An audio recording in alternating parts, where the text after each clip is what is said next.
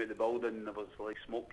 We were pushed, kept on going right to the end of the building. I seen the police had apprehended a guy just at the back of the police vehicle.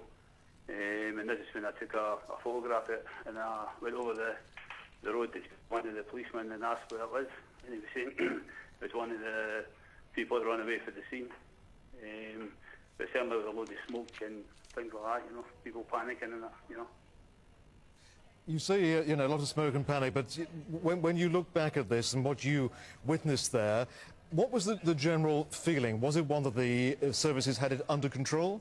Yeah, well, he was handcuffed and just staring right in the back of the vehicle, as you can see from the photograph. There was no panic from him at all. Just the two policemen had a hold of him, then put him into the vehicle, and basically that's what we were seeing there, you know. I didn't actually see any kind of I didn't see him actually running from there. Just in that building, he was standing there, handcuffed at the back of the vehicle. We've had a few people telling us that it was a very unpleasant, very unnerving experience. How did you feel? Yeah, it was my wife was a wee bit stressed coming out the building, because when we came out we didn't actually know what happened until we got out into the entrance, and the policeman had actually told one of the people, or the woman just beside my wife, that there'd been a bomb off, you know, so there's a wee bit of hysteria there, you know. Everybody panicking and trying to get away from it as quick as possible. Naturally enough. I mean, the latest, while we're talking, we have from the police is actually 3 arrested. Yep. So I don't know about that, but certainly the one that we seen was certainly handcuffed at the back of the vehicle, and he was taken away. I mean, I asked, it was just one of the policemen across the road. They said it was one of the people that one of them had run away from the scene. We can actually see, while we're talking, it was left of frame. We now put the picture centre of frame, the police car. We can see just to the left of our picture, in the distance, one of those men being arrested. Yep. That's basically, you know, take the photograph. We're kind of ushered away from that then, because we were concerned about the smoke and the fire and that, and anything else that was going to happen, you know. Was the gentleman we can see in the picture there, was he the one who was taken but was actually not on fire? I mean, it doesn't look, from what we can see there, as if his clothes are on fire. No, he was actually okay. He was just standing there, just staring at the back of the vehicle. You know, it looked to me as if, you know, there was, I mean, to be honest with you, it just didn't look as if he was standing there staring at the vehicle. And they kind of, you know, it didn't look as if it was a struggle or anything like that, you know. There's been quite a lot of emphasis on the back of this vehicle, and apparently one of the men trying to open the boot. Did you see any of that activity at all? No, I didn't see nothing. I just, our flight came in at 3:05, and as soon as we landed, I think it happened at 15:15, so we were escorted right out of the building right away because of the, you know, what had happened with the vehicle hitting the building. So we were escorted right out of the building and right to the, you know, escorted as far away from it as possible, you know. Tell us what you were actually doing at the airport, how this has affected you today. Yeah, it's a wee bit traumatised, but certainly coming out there until you get told it's a bomb or a terrorist attack, then it's a wee bit more concerning when you're coming out something like that. You come back for your holiday, there are all the kids there and people coming out, you know, the entrance to the building. You know, certainly if it's then like did go, I mean, I don't know what's actually happened with the bomb side of things, but if anything did go off, I would be injured, you know. And presumably, I mean, you know, apart from travellers who are able-bodied, there must have been young people, children, older people around as well?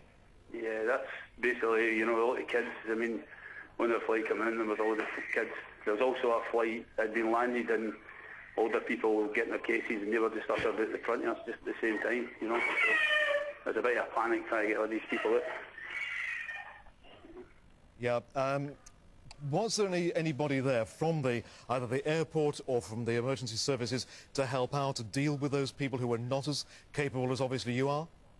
Yeah, there was all the police there, and they were helping people who was needing help, getting us out as quick as possible.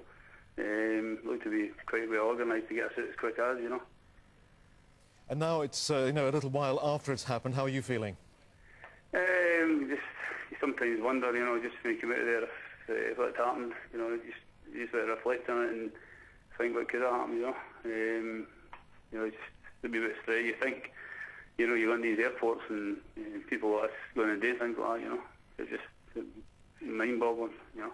I suppose, you know, when you see these things on television, it's one thing, but none of us really expect to actually be caught up in it. No, not when you see it. And to be fair, in Scotland, there's not been a lot of that happening in Scotland. But certainly you see it in the last couple of days in England. I mean, I've seen it in Spain. On TV, you actually see it all, you know. You never think you're coming back to that. Certainly. Well, we're grateful to you for joining us, Edgar. Thanks very much indeed. No problem. Thank you. Let's just bring you up to date on what we do know so far, the incident at Glasgow Airport. We know that a Jeep Cherokee has crashed into the terminal building.